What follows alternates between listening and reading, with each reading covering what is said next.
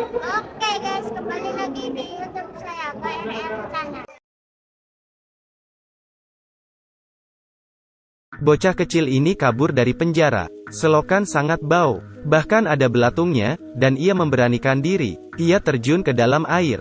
Dengan tubuh mungilnya, dia berenang perlahan ke kamar sebelah. Tapi ia melihat sesuatu yang mengejutkan. Ia mengeluarkan kepalanya. Lalu ada teriakan seorang perempuan. Kamar sebelahnya sama dengan kamar tempat dia dikunci. Dan mengurung seorang tante. Tante itu hampir saja mati karena kaget. Ia terus ke depan. Dan ada seorang kakak berkacamata. Perempuan itu melemparinya barang karena terkejut. Kemudian memeluknya untuk meminta tolong. Ia juga ditangkap setelah pingsan. Sudah beberapa hari, ia berenang lagi ke depan. Seorang perempuan dengan hiasan kuku. Ekspresinya sangat datar. Mungkin sudah terlalu lama dikurung. Di depan sudah tidak bisa lanjut berenang lagi. Parit bau diblokir oleh pagar besi. Ia berenang kembali ke kamar sendiri. Apa yang ia lihat? Semua ia katakan kepada kakaknya. Kakak merasa sangat aneh, menyuruhnya untuk berenang ke sebelah kanan. Meski sang adik enggan. Tapi demi kabur, ia tetap terjun ke air. Ruang pertama sebelah kanan adalah seorang mahasiswa. Ia mengatakan dirinya kemarin ditangkap. Kemudian kamar selanjutnya tidak ada orang. Lalu bagaimana dengan kamar ketiga? Sang kakak bertanya. Bocah itu terlihat sedikit ketakutan. Mengatakan di sana ada wanita gila.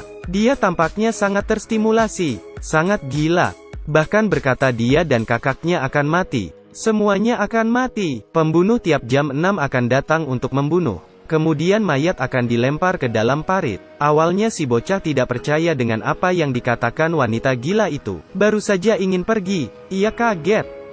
Tangan si korban penuh dengan rambut panjang. Selanjutnya di sebelah kanan juga sudah diblokir dengan gerbang besi. Demi membuktikan apa yang dikatakan wanita gila itu benar, mereka berdiri di dekan parit. Dan pukul 6.20. Air parit berubah menjadi warna merah.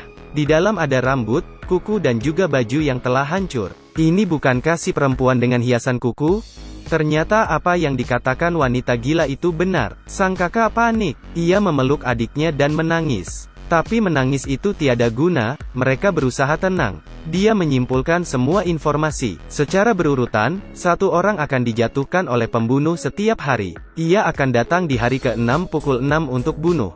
Jadi agar tidak dibunuh, mereka harus segera mencari cara untuk kabur. Ia menyuruh adiknya pergi ke sebelah untuk mengambil semua barang yang bisa digunakan. Si bocah menuruti kata kakaknya. Orang di kamar lain juga bekerja sama agar bisa kabur. Si bocah menjanjikan mereka, bila bisa kabur, pasti akan membawa mereka juga. Hari itu, ia pergi lagi ke kamar lain untuk mengambil barang. Tapi sudah hampir pukul 6. Dia masih belum kembali. Sang kakak mulai merasa ada yang tidak benar. Ternyata si bocah ditahan oleh si tante. Tante itu tahu hari ini adalah hari ia akan mati. Dan ingin membawa si bocah itu mati bersamanya. Perlahan pintu dibuka. Terdengar suara gergaji. Dan bayang seseorang mulai mendekati mereka. Kemudian dari air muncul darah. Sang kakak yang melihat hal itu, bercucuran air mata. Ia menyuruh adiknya untuk pergi menghadapi bahaya. Tapi siapa sangka, setelah itu, adiknya muncul dari parit tanpa adanya luka.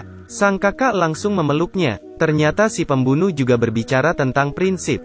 Waktu si bocah belum sampai ke hari ke-6. Jadi ia tidak dibunuh. Lewat dari penjelasan adiknya, sang kakak mengetahui, pembunuh adalah seorang pria muda, dan membawa gergaji. Jadi hampir tidak ada peluang untuk menang. Pada saat itu, si bocah memberikan petunjuk penting. Pintu tidak dikunci, tapi ketahan sesuatu. Setelah mendapatkan informasi itu, sang kakak terpikir suatu cara untuk kabur. Hari-hari berlalu. Akhirnya hari itu pun datang. Hari ke-6 mereka dikurung. Yang juga berarti hari mereka akan mati. Dari luar terdengar suara gergaji. Dan mulai mendekat. Sang kakak menggunakan karet dan batu untuk memecahkan lampu. Kemudian kamar mereka menjadi gelap. Di saat pintu dibuka, sang kakak berteriak, menarik perhatian si pembunuh. Kemudian ia melindungi adiknya yang berada di belakangnya. Berteriak keras ke arah pembunuh. Yang membuat si pembunuh marah. Dengan marah ia berjalan ke depan mereka, lalu mengayunkan gergajinya. Saat dia memotong, sang kakak dengan cepat menghindar. Ternyata di belakang adalah orang palsu. Kemudian sang kakak berteriak suruh adiknya lari. Adiknya yang sembuh di balik pintu segera lari dan keluar. Di saat pembunuh ingin mengejarnya, si bocah telah menutup pintu. Pembunuh dan kakaknya terkurung di dalam. Ternyata, dari awal sang kakak sudah merencanakannya, mengorbankan dirinya untuk menyelamatkan adiknya. Setelah keluar, ia membukakan pintu kamar lainnya, dan menolong semua orang keluar. Saat itu terdengar suara gergaji, dan ia tahu, pembunuh telah membunuh kakaknya. Ia tidak bisa menahan emosinya. Ia memegang gagang pintu, ingin melihat kakaknya untuk terakhir kalinya, tapi ditahan oleh perempuan baju kuning. Bila ia membuka pintu, pengorbanan sang kakak akan sia-sia. Seperti itu, kakak yang sering bertengkar dengannya, pada saat hidup dan mati. Terjelas seberapa besar ia menyayangi